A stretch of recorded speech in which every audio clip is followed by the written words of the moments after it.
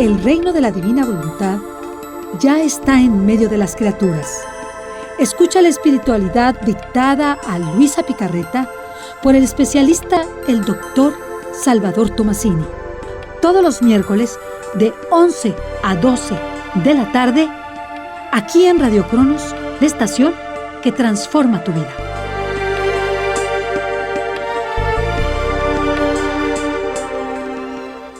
Buenos días. Nos encontramos nuevamente aquí con ustedes. Alejandro, buenos días. Alejandra, buenos días. Buenos días, doctor. ¿Cómo se reflejaría, ya viéndolo así prácticamente, o sea, en una persona, cómo se iría reflejando estas pasiones? Por decir alguna pasión, la gula o la lujuria. Bueno, esto es interesante esta pregunta porque es la parte actuante de la divina voluntad. Nos va a dar mucha margen para entender lo que realmente Dios quiere de nosotros, ¿no? ¿Cómo se va a reflejar? Nunca va a ser impositivo. Esto hay que recordarlo y entenderlo. Nunca es a fuerza. Nosotros acostumbramos a actuar, vamos a poner ejemplos muy burdos, pero que creo que demuestran algo. Todos los días Alejandra se para, sale corriendo como la mayor parte de nuestras mujercitas. Sale corriendo porque se le hizo tarde, va a sacar el coche y está el coche del vecino atravesado en su salida del garaje. Y todos los días hace unos corajes inmensos y va y le grita al vecino y se enoja, en fin. Ya saben, principio de estrés, agruras, todas. Pero algún día, un buen día, Alejandra conoce la divina voluntad, se interesa en ella, empieza a leer, empieza a tratar, a intentar vivir en esto.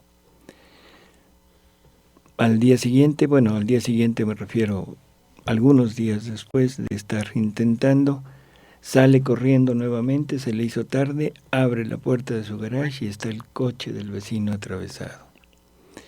Y de repente le viene un pensamiento. Dice, ay, este vecinito mío, se le olvidó su coche, le voy a ir a decir que lo quite. Y de repente sale la parte humana de Alejandra, dice, ¿cómo que vecinito mío? ¿Cómo que vecinito? Es el mismo que te pone el coche todos los días, ve y grítale, ve y hazle, ve y, ¿sí? Ahí está viendo ya una opción. O sea, un pensamiento que por ningún motivo hubiera salido de tu voluntad, o sea, y que de repente aflora como primera opción. Y después, la opción de la voluntad humana. Entonces, ¿qué decides hacer? O sea, en ese momento es cuando entra la opción y la libertad de tu voluntad de decir, me uno a la opción divina o la hago a un lado y sigo la mía. Ahí es donde entra lo cooperante, ¿no? Así es. Que la voluntad humana coopera con la voluntad divina. Así es. Y esto se va a ir presentando en todos los momentos de nuestra vida, en todos los momentos en que vayamos teniendo oportunidad de tener esta opción, ¿sí? Sí, doctor, y la diferencia con, bueno, lo que yo veo aquí que usted explica es que aflora, esta conducta que quisiera hacer aflora como naturalmente. No es algo que yo esté trabajando como alguna virtud, como una paciencia, como la paciencia. Entonces, ¿esa es la diferencia con las virtudes? Así es. O sea, esto lo vamos a ir viendo a lo largo de tanto de este programa como de los siguientes, pero creo que vale la pena entenderlo. La virtud es un esfuerzo de nosotros, de nuestra voluntad, por acallar la parte natural, ese temperamento que sale, ¿sí? La virtud es un esfuerzo personal, un esfuerzo de la persona y siempre se siente el peso, el sufrimiento, la dificultad por llevarlo a cabo. Uh-huh.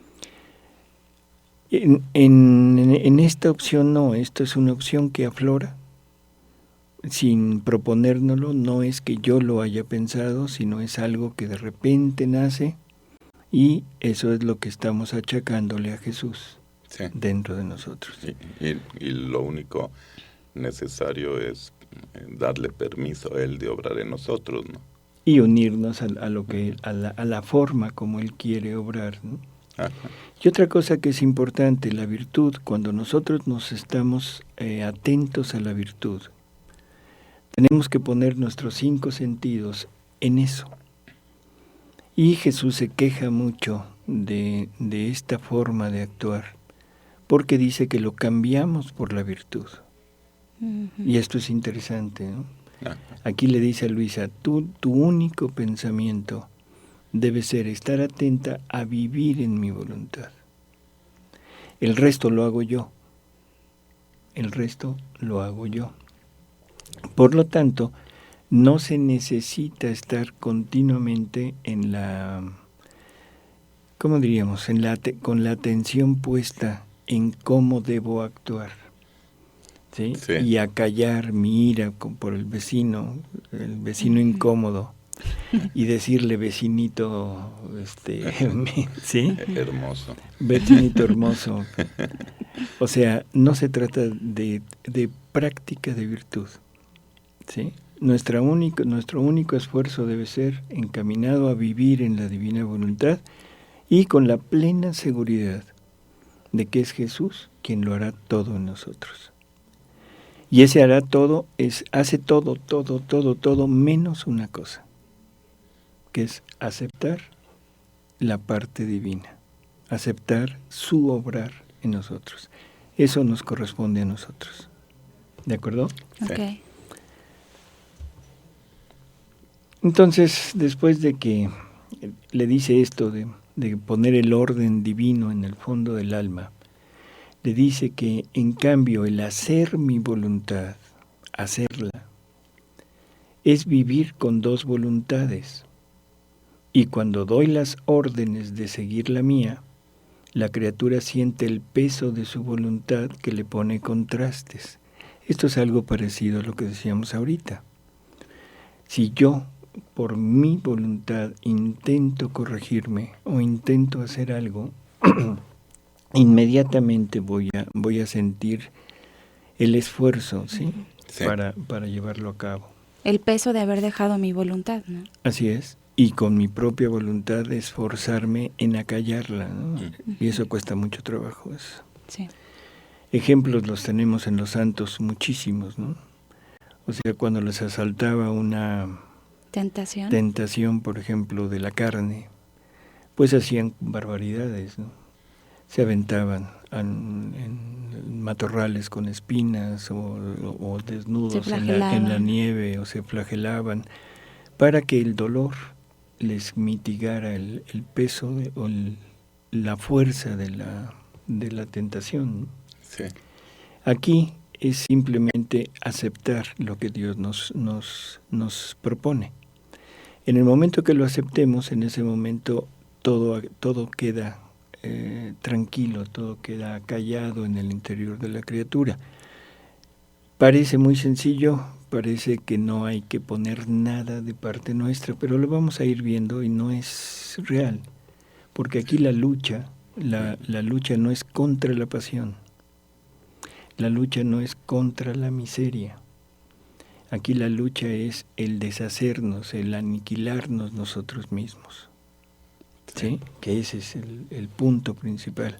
Sí, porque me imagino al principio la propia voluntad se revela fuerte contra la voluntad divina, ¿no? Digo, bueno, por la costumbre que tenemos. Así es. Y siente el peso, pero ahí es donde Jesús nos pone el punto y nos dice, sé atento. Y si realmente lo quieres, todo está hecho. Que eso es otra de las cosas increíbles de esto. ¿Qué se necesita para lograr este ámbito de vida? Es simplemente quererlo, desearlo. ¿De acuerdo? Okay. Entonces le dice, y a pesar de que siga las órdenes de mi voluntad con fidelidad, siente el peso de la naturaleza rebelde, sus pasiones e inclinaciones. Dice, ¿y cuántos santos, a pesar de que han llegado a la perfección más alta, sienten esta su voluntad que les hace guerra, que los tiene oprimidos? Y muchos están obligados a gritar, ¿quién me librará de este cuerpo de muerte? Esto es, de esta mi voluntad, que quiere dar muerte al bien que quiero hacer. ¿Sí saben a quién se refieren? Pues a San Francisco. Pablo. San Pablo. San Pablo. A San Pablo, que decía, ya no soy yo quien vive, es Cristo que vive en mí. Ajá. Y después tuvo que decir, ¿quién me librará de este cuerpo, ¿sí? Que me lleva a hacer el mal que no quiero y no me deja hacer el bien que quiero? Así que en realidad esto es un ejemplo muy bueno. Sí. O sea, porque siempre se dice, San Pablo vivió, Cristo vivió en él, sí, moró en él, totalmente de acuerdo, pero obrar en él es otra cosa diferente, ¿no?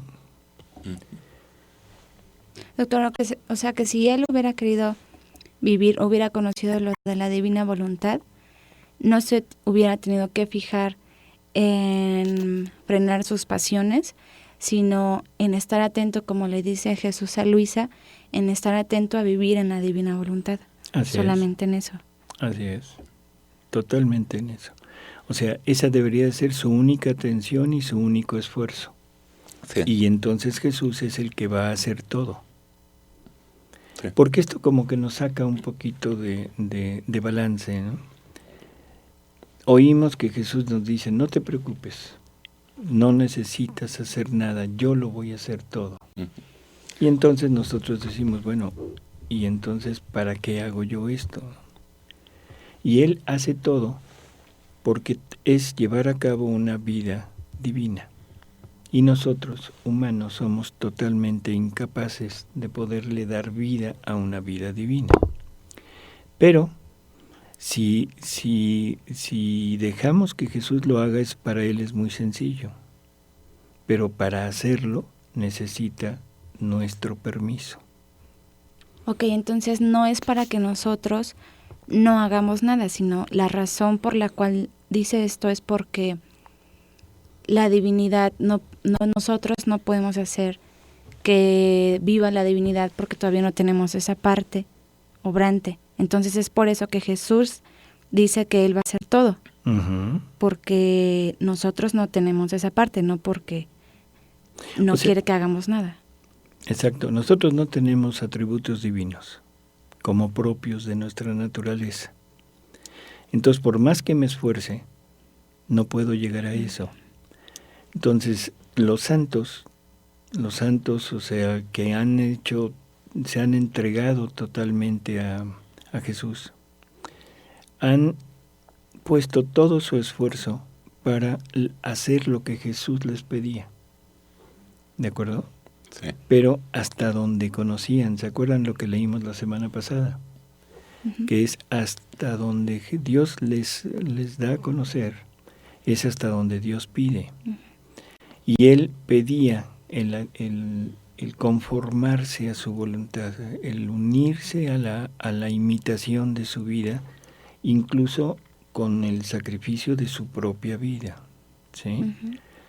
Y eso es lo que la Iglesia en la actualidad valora, sobre todo en las personas que están abocadas a una beatificación o a una canonización, el que hayan llevado las virtudes en modo heroico. O sea, sobre todo las virtudes teologales, ¿no? La fe, la esperanza y la caridad. Pero lógicamente junto con esas van todas las demás. Ajá. Y se tiene que llevar al grado heroico de renunciar, de martirizar su propia vida para poder llegar a tener esa unificación, imitando la vida de Jesús. En este punto no es, o sea, es diferente, ¿no? Entonces San Pablo vivía Cristo en él, sí, igual que en Conchita Cabrera de Armida, ¿sí? Sí. Y que Jesús le dice, el que te toca a ti, toca al Verbo. igual que Monseñor María Martínez, que era el director espiritual de Conchita y que también tuvo el don de la encarnación mística. Era un Jesús que moraba en ellos, ¿sí?, en plenitud, pero no obraba en ellos. ¿De acuerdo? Sí. Entonces, bueno, aquí nos pone a San Pablo. Y luego dice, el vivir en mi voluntad es vivir como hijo. El hacer mi voluntad es vivir como siervo. En el primero, lo que es del Padre es del Hijo. Y muchas veces hacen más sacrificios los siervos que los hijos. Yo diría que siempre, ¿no? Siempre, sí.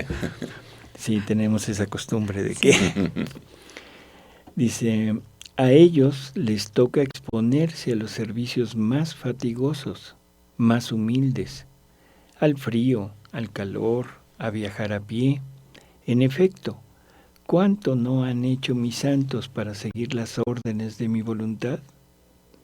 En cambio el Hijo está con su Padre, tiene cuidado de él, lo alegra con sus besos y con sus caricias. Manda a los siervos como si lo hiciera su Padre.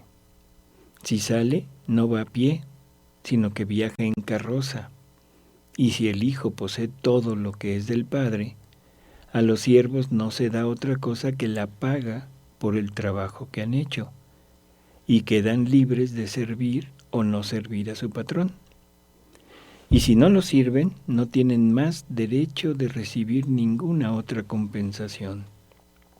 En cambio, entre padre e hijo, nadie puede quitar estos derechos, que el Hijo posea los bienes del Padre. Creo que es No, pues es algo. muy lógico, ¿no? Dice, ninguna ley, ni celestial ni terrestre, puede quitar estos derechos. Si lo ponemos ya en el punto de vivir en la divina voluntad, ninguna ley, ni celestial, ni terrestre, nos puede quitar el derecho de ser verdaderamente hijos de Dios, con todos los derechos, con todas las prerrogativas que esto trae, ¿no? Yo pregunto, ¿alguien le podría quitar a Jesús los derechos de ser el Hijo? No. Sí, no, pues para nada. ¿No? Bueno, y si es Jesús morando, viviendo en uno de nosotros, unificando su vida con nosotros, ¿nos podrán quitar el derecho de ser hijos? No. ¿No? Sí, no. O sea, adquirimos el mismo derecho, las mismas prerrogativas de Jesús. Yo creo que es... Claro. Vale la pena, ¿no? Sí, nos conviene. Mucho. Y luego al final le dice, no te asombres si ves que no comprenden, que así es como empezó, ¿se acuerdan? Sí. Ah. No quieren comprender. Para entender, deberían disponerse al más grande de los sacrificios. Este es el punto principal. Y esto es lo que a veces no se entiende. Y por eso se dice que no, que hay que practicar las virtudes, que se necesita la práctica de las virtudes. Con esto quizá quede un poquito más claro de que no es así, no es enfrascarme en una pelea con mis vicios a través de mis virtudes, como decíamos hace un momento, sino dedicar el 100% de mi esfuerzo, de mi tiempo, a no salirme nunca, a no distraerme nunca del vivir, del querer vivir en la divina voluntad. Sí, yo digo la diferencia con las virtudes sería buscar hacer un mejor yo, y en la divina voluntad es quitar el yo. ¿no? Exacto, y ser Jesús, Uh-huh. no un mejor yo, Sí. perfecto. Que Jesús sea el que esté en mí. Así es. Dice, al más grande de los sacrificios, ¿cuál es el de no dar vida, aún en las cosas santas, a la propia voluntad? Y aquí dijo otra cosa que es también digna de considerarse, aún en las cosas santas. ¿De acuerdo?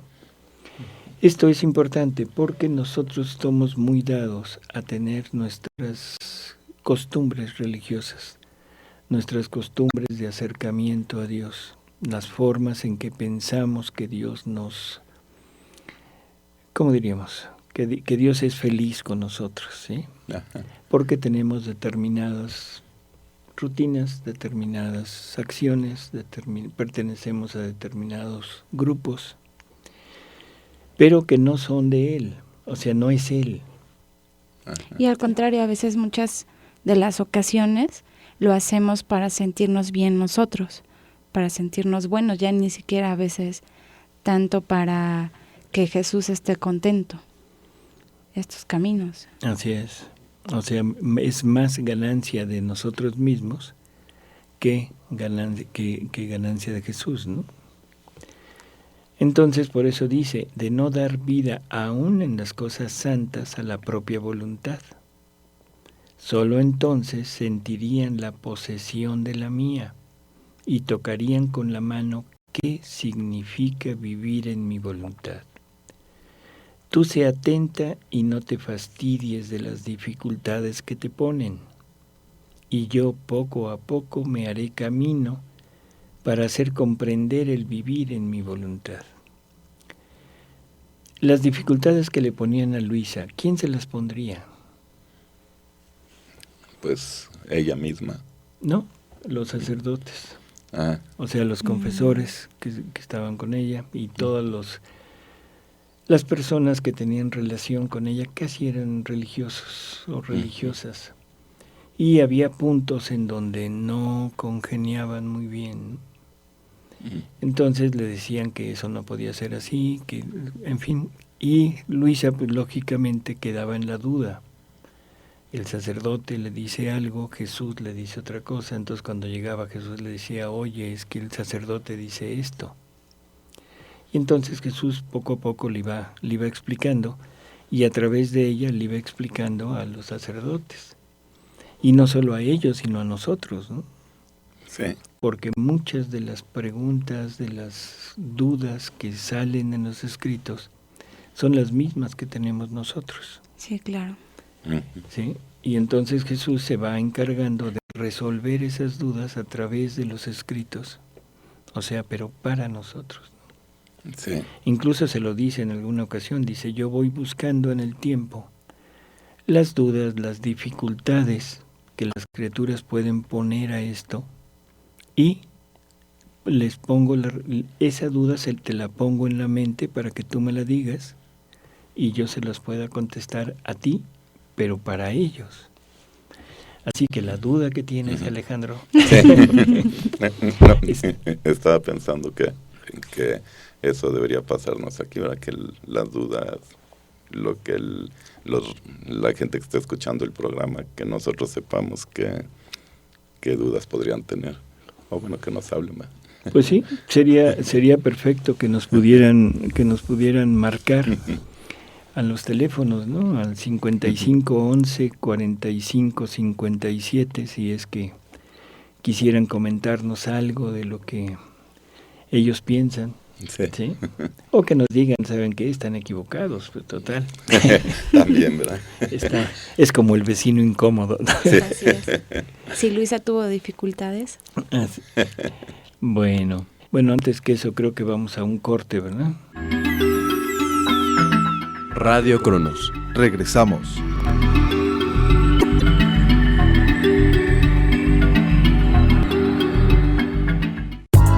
Radio Cronos en las redes sociales. Twitter, @Radio Cronos ONL. Todo junto.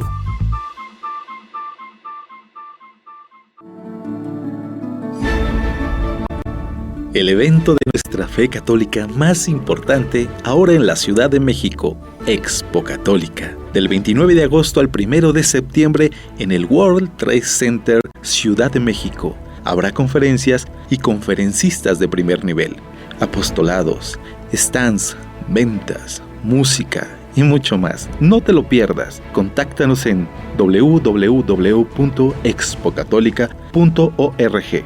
No lo olvides. El evento más importante de nuestra fe católica, Expo Católica y Unión de Voluntades invitan.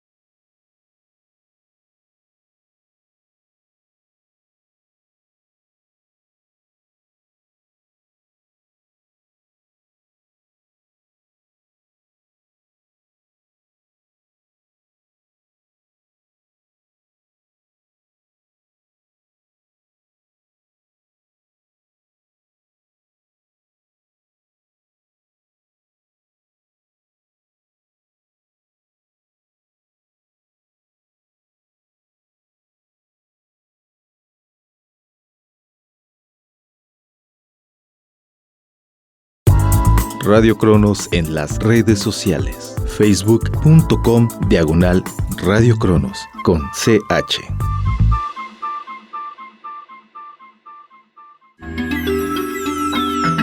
Radio Cronos. Continuamos.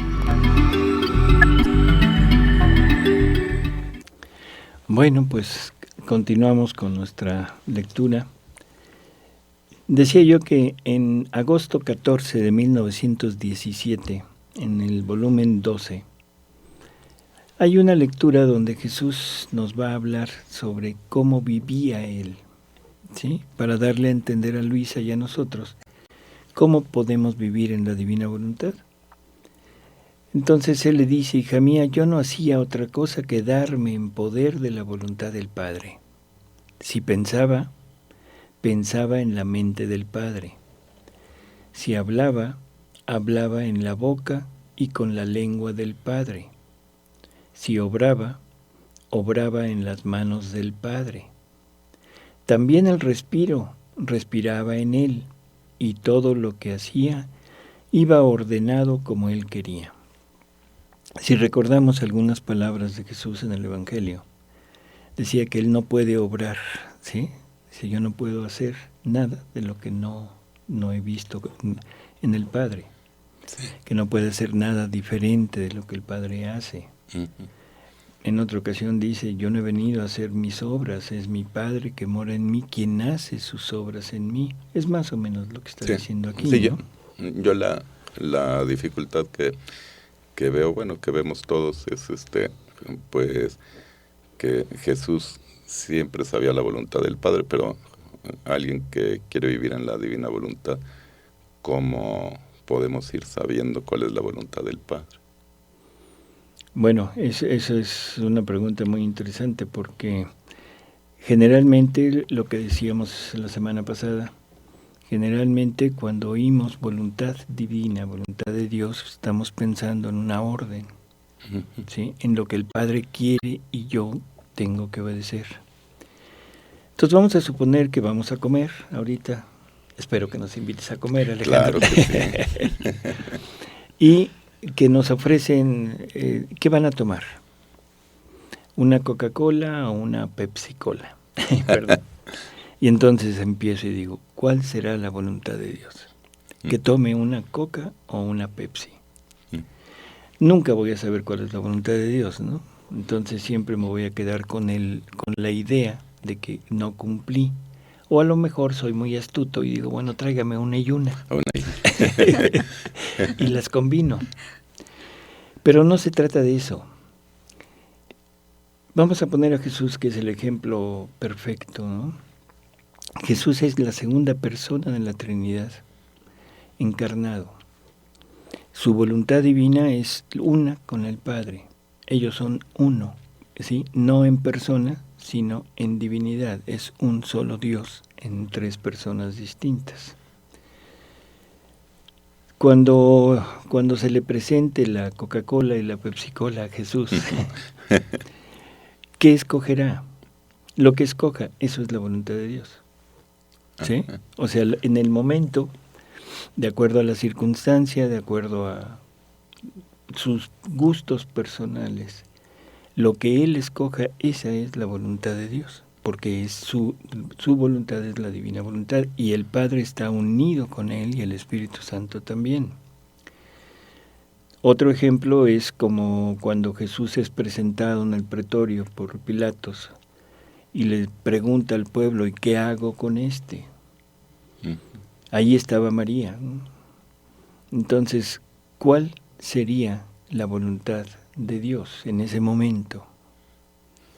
Pues, que lo crucificara. Que lo crucifiquen. Para eso lo envió. Para eso vino Jesús, a morir y a morir en cruz. Sí. Entonces, María, ¿qué habrá gritado? Crucifíquenlo. Crucifíquenlo. ¿Sí? Me duele mucho, me duele hasta el alma, hijo mío, pero te quiero muerto. Sí. Y te quiero muerto crucificado, porque esa es la voluntad del Padre. Sí. Si se sale de eso, o sea, si deja riendas sueltas a su voluntad, hubiera gritado no. Si hubiera tenido duda de cuál es la voluntad del Padre, entonces definitivamente hubiera quedado en un dilema terrible María, ¿no? Sí. Pero ella sabía perfectamente a qué había venido el Jesús. Y lógicamente la voluntad de Jesús, ¿cuál sería? ¿Que lo soltaran?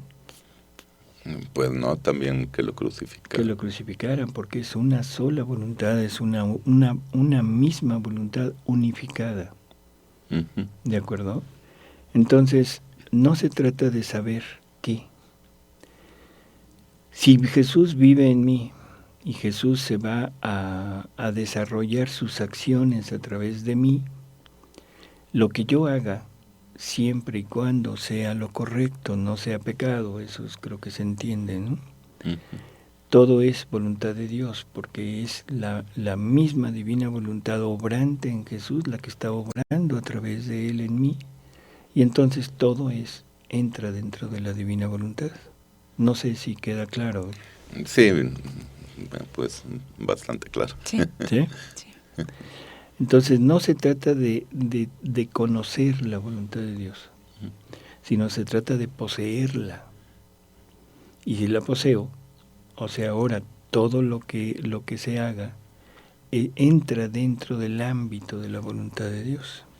Sí, es decir, todo lo que vayamos haciendo en el transcurso de, por ejemplo, del día, saber que no poner, como decíamos hace rato, tanta atención a lo que no debemos de hacer, sino tener la certeza de que unidos nosotros a la divina voluntad estamos haciendo cada cosa, por ejemplo, estar aquí hablando, o si al rato alguno viaja en metro o en carro, saber que es Jesús haciendo esas cosas.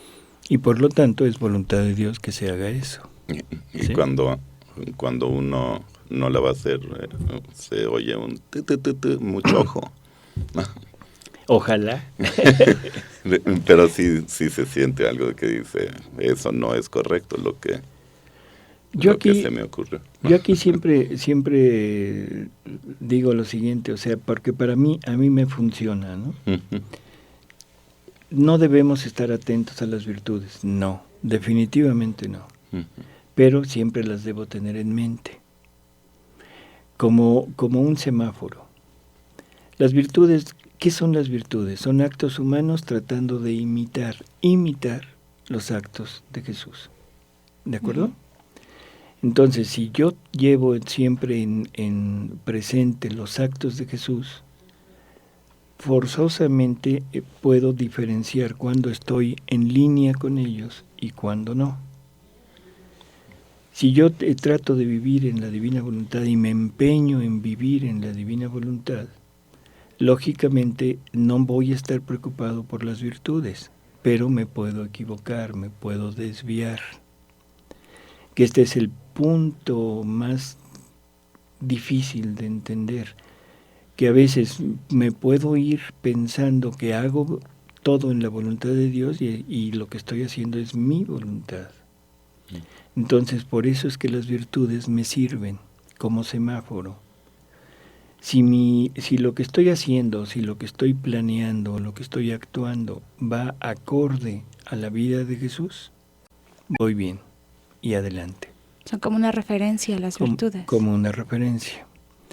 Si de repente veo que no se puede congeniar lo que estoy haciendo con las virtudes, también tengo que decir, espérame, o sea, esto no es por ahí y tengo que, pues, recapacitar, ¿de acuerdo?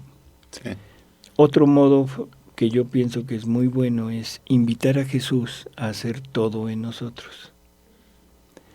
Entonces, yo agarro y digo, bueno, a ver, Jesús, ven, vámonos al antro.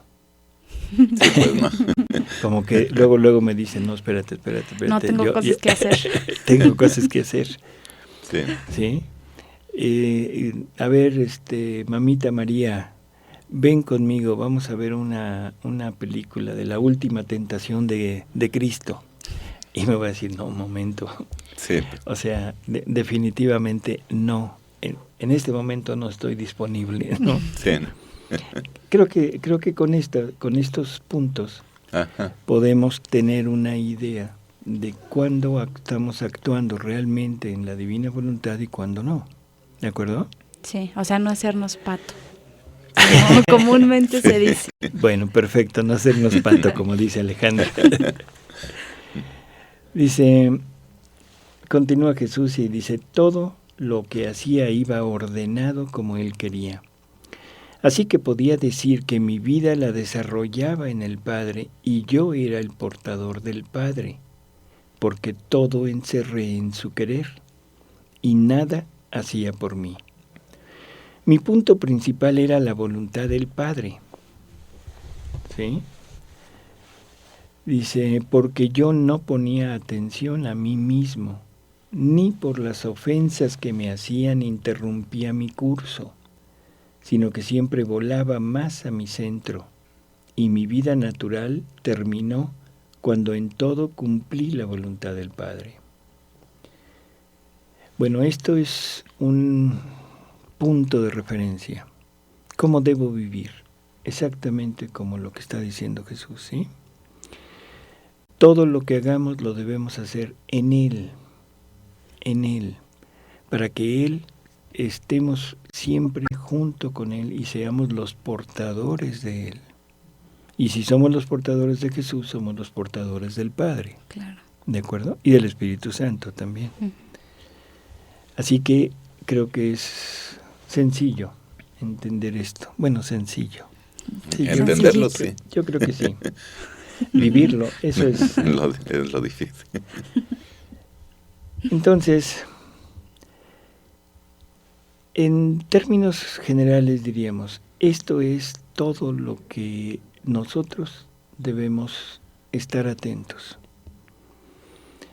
Debemos estar siempre, quiero vivir en la divina voluntad, quiero vivir en la divina voluntad, y que toda mi atención sea esa, no en la práctica de la virtud, ¿de acuerdo? Sí.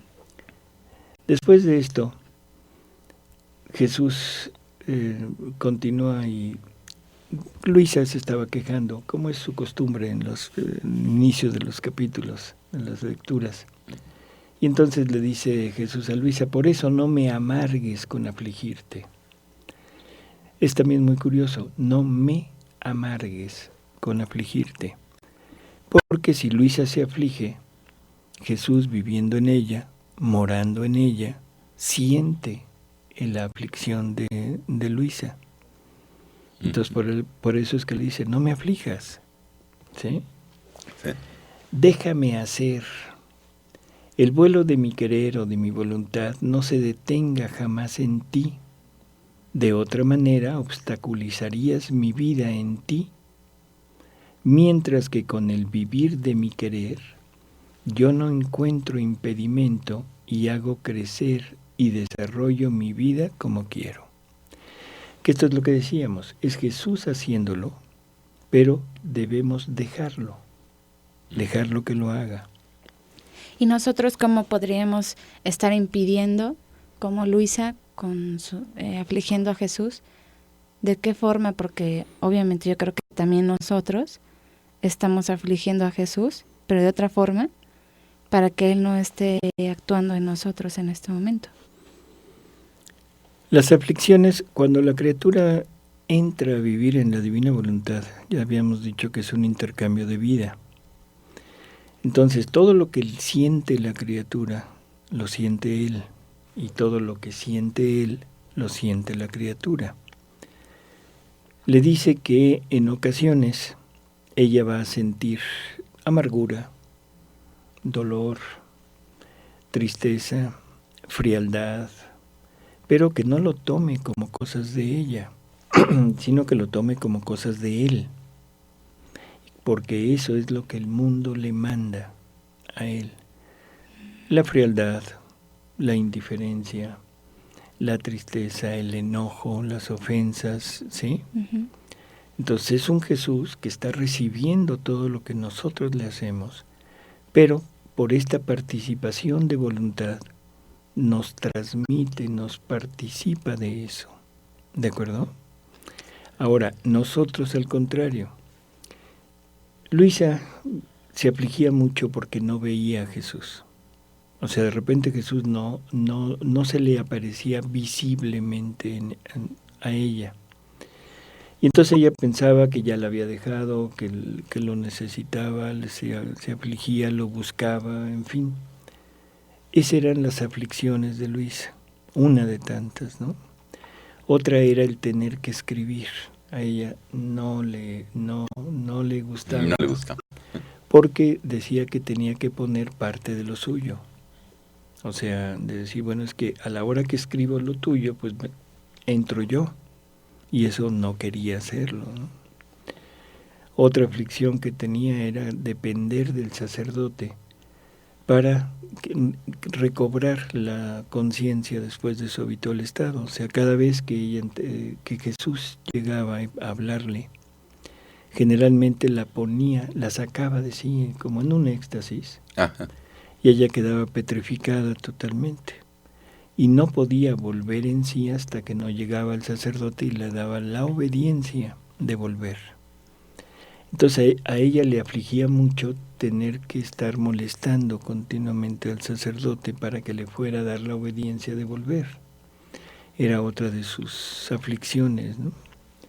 Bueno, esas son las de Luisa. Sí, es que son como muy santas, ¿no? O sea, Sí. Muy santas y muy comprensibles en ella, porque era una vida de total comunión con Jesús, ¿no? uh-huh. Para ella Jesús se volvió en forma real su vida, y cuando no lo veía se sentía que no vivía, ¿no? Yo a veces me lo imagino, es como si nos pusieran una bolsa de plástico en la cabeza y nos la cerraran en el cuello. En el momento que nos empiece a faltar el aire, es una necesidad de vida. Y yo creo que así se sentía Luisa cuando no veía a Jesús. Pero ahora, ¿cuáles serán nuestras aflicciones? Nuestras dudas, porque siempre hay dudas, ¿no? De estaré en lo correcto, no estaré, será cierto, no será, porque hay que reconocerlo, o sea, esto genera mucho, Sí. ¿cómo decirlo? Pues sí, las dudas, Duda. esas dudas, ¿no? Sí. Entonces, este tipo de cosas, ¿cómo le hago? ¿Cómo le hago para esto? ¿Cómo le hago para lo otro, ¿no? Entonces, esas son aflicciones nuestras y que se las pasamos a Jesús. ¿Por qué? Porque estamos formando una sola vida. Entonces aquí nos diría lo mismo, oye, no me aflijas, Sí. déjame hacer, o sea, déjame libre en ti. Sí, también sentimientos de culpa por no confesarnos pues pronto, ¿no? Que se vayan quedando sentimientos de culpa que estorben. Ese es otro punto que es también bastante interesante, lo vamos a ir viendo después, pero también vale la pena el decirlo ahorita. El sentimiento de culpa, el dolor de los pecados, que sería, lo podríamos traducir así, ¿es bueno o es malo? Pues es bueno para que uno se dé cuenta del mal que hizo. Es ¿no? bueno en el momento en el que yo falto, en el momento que yo me salgo, ¿sí? Y ese dolor de los pecados, o sea, por haber ofendido a Jesús, o quizá en modo muy imperfecto, el temor de estar mal con Dios y el temor de morir, el temor de la condena, en fin. Ese dolor me puede llevar a arrepentirme y a salir corriendo a pedir perdón. ¿Sí? ¿En dónde? En el sacramento de la penitencia, ¿no? Pero habemos muchos que nos estamos recordando nuestros pecados y decimos, híjole, pero qué malo fui. No, es que yo hice esto y esto y esto y esto y no, es que Dios no me puede querer así, yo debo de hacer algo, en fin. Sí. Estamos recordando nuestros pecados. ¿Ese también es dolor de nuestros pecados? Sí, pero eso es un vicio. Y eso es una ofensa a Jesús, pero del tamaño del universo, ¿no? O sea, pecados que ya se confesaron. Así es. ¿Por qué? Porque ya me arrepentí, ya estuve totalmente entregado al arrepentimiento, ya me perdonaron. Y si yo vuelvo a traer a la mente esos pecados, ¿qué estoy haciendo? En primer lugar, dudando de la misericordia y del perdón de Dios, primera cosa. Segundo, y esto es lo que siempre a mí me mueve mucho, ¿no? Yo siempre he dicho que el pecado siempre es muy agradable. Nos gusta pecar. No les voy a preguntar si les gusta o no. Pero por algo lo hacemos. Por algo lo hacemos. Porque el pecado siempre es algo que va muy de la mano de nuestros sentidos. O sea, el halagar nuestros sentidos en la carne, en el espíritu, en lo moral, es lo que nos lleva a cometer faltas en contra de la voluntad de Dios. Y siempre me gustó, ¿sí? Nadie ha pecado en algo que no le gusta. Entonces, cuando yo lo traigo a la mente, aunque sea para arrepentirme, para dolerme de mi pecado, no puedo quitar de en medio el gusto. ¿De acuerdo? Sí. Y ese gusto me lleva a ensuciarme nuevamente en el pecado. Y me trae el recuerdo del pecado y me lo pone enfrente, y eso es más sencillo para poder caer nuevamente en estas acciones, ¿no? Eso lo vamos a ver más adelante, pero es también interesante. Sí, es muy interesante. Porque resulta como contraproducente, entonces. Claro, ¿no? por eso dije que el dolor de los pecados después de haber sido perdonados es un vicio, ¿de acuerdo? Sí. Luisa, en alguna otra ocasión se pone a escribir qué es lo que ella entiende de vivir en la divina voluntad o vivir en la voluntad propia, en una voluntad santa, vamos a decirlo así. Y dice, vivir resignado según mi pobre parecer significa resignarse en todo a la voluntad divina, tanto en las cosas prósperas como en las adversas, mirando en todas las cosas a la divina voluntad, el orden de las disposiciones divinas que tiene sobre todas las criaturas, y que ni siquiera un cabello puede caer de nuestra cabeza si el Señor no lo quiere. Me parece que es como un buen hijo que va a donde quiere el Padre, sufre lo que quiere el Padre. Rico o pobre le es indiferente porque está contento solamente con ser lo que el Padre quiere. Si recibe o pide órdenes de ir a alguna parte para el desempeño de alguna empresa, él va solamente porque lo ha querido el Padre. Pero mientras dura el tiempo de estar lejos, debe tomar un descanso, detenerse para reposar, tomar el alimento, tratar con personas. Por tanto, debe poner mucho de su querer, a pesar de que va porque lo ha querido el Padre. Pero en tantas cosas encuentra la ocasión de hacer por sí mismo. O sea que no es una vida continua, ¿de acuerdo? Está cumpliendo la voluntad del Padre, pero habrá muchas cosas en donde la voluntad del Padre no se lleve a cabo. Dice, así que a quien vive resignado a la voluntad del Padre le es casi imposible no mezclar su voluntad en lo que hace. Así que creo que es claro. Y luego dice, vivir en el divino querer significa inseparabilidad, no hacer nada por sí mismo, porque delante al divino querer se siente incapaz de todo. No pide órdenes ni las recibe, porque se siente incapaz de ir solo. Y dice, si quieres que haga, hagamos juntos. Si quieres que vaya, vayamos juntos. Creo que es lógico. ¿Quieres que tome Coca-Cola? Tomémosla juntos. Nos la tomamos. Si quieres que haga esto, hagámoslo junto. Entonces, lógicamente, siempre será voluntad de Dios. No es voy a tomar esto porque tú me lo dices, sino Exacto. vamos a tomarlo juntos. Vamos a tomarlo juntos. Exacto.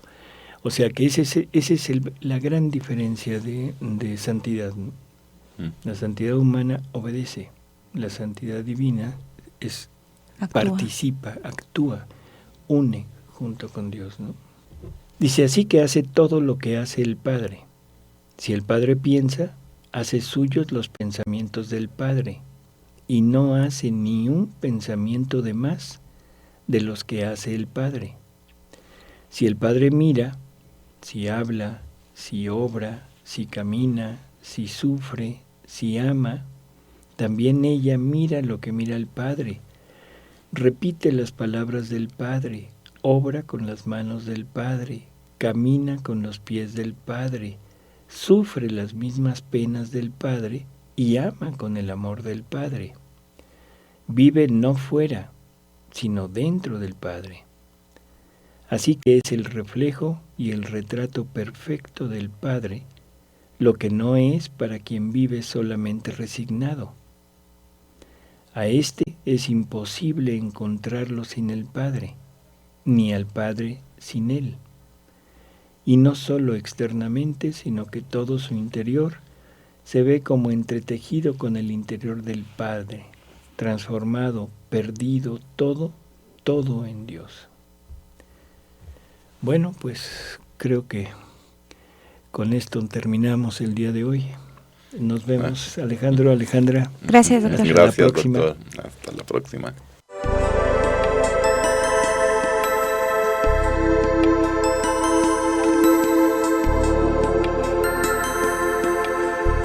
El reino de la divina voluntad ya está en medio de las criaturas.